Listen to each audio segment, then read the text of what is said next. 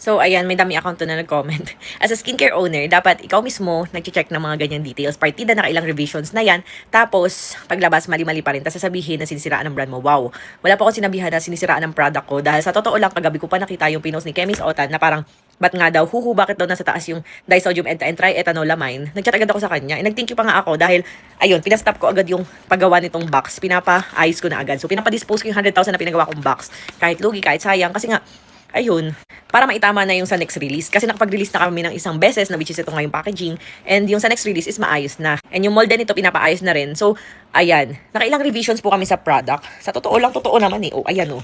Ayan oh. Iilan lang to sa mga packaging. As you can see, ito. Ayan, sumuna na 2023 pa tong sample ko na to. Ayan oh, tinted po yan. Ayaw na nga ma-press. So, ayan, kita mo ba? Ayan, no, 2023 pa to, guys. Ayan, vanilla din siya. Tapos, ayan, ito nga dapat yung packaging niya. Pero nga, mas naisip ko na kasosyalin siya ng sobra. Ayan. Hindi ko sinabi na sinisiraan niya yung brand ko. Okay lang yun kasi nga honest review yun. Tulad nga nasabi ko, wala naman akong binabayaran para mag-promote ng product ko. Umaasa lang talaga ako sa mga honest review ng mga real users. So ito 2023 din. Nakailang revisions po talaga tayo ng premium tinted sunscreen natin. Ang dami, as in. Pero syempre nga, kahit balik ta rin nyo man yung lagay nyo yung ulo ko sa noo ko. Lagay nyo yung paa ko sa noo ko. Hindi ko nga alam. Kasi nga hindi naman ako chemist.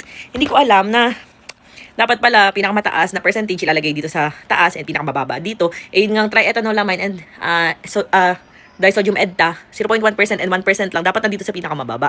Eh, pina-edit ko nga siya sa staff ko. Eh, yung staff ko naman, lalong hindi naman alam. At hindi naman siya nasa medical field or nasa science courses. ba? Diba? Ano siya, editor, ganun. Mga photo-photo. So, hindi niya alam na hindi pala pwedeng pag-rumble-rumbulin. Ayun nga, nagka-rumble-rumble. Ayan. Ito, manuf ko nagpagawa ng tube sa China. Ito naman box, pinagawa ko dito sa Pinas. So, ito.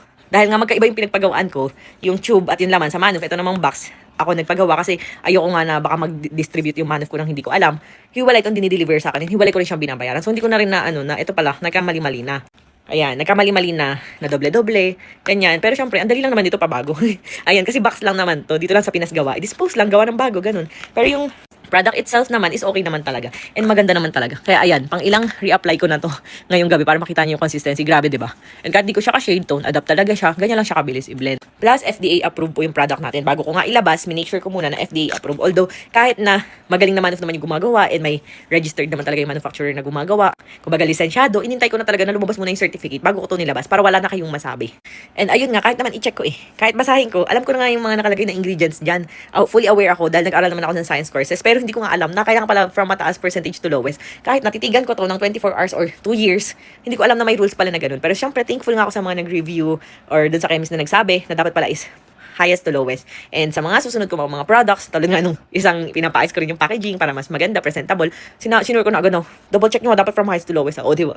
Ayan, so marami na akong knowledge and kumbaga lesson learned, ganun. So, ayan, check out yun, ang ganda. Parang foundation effect siya.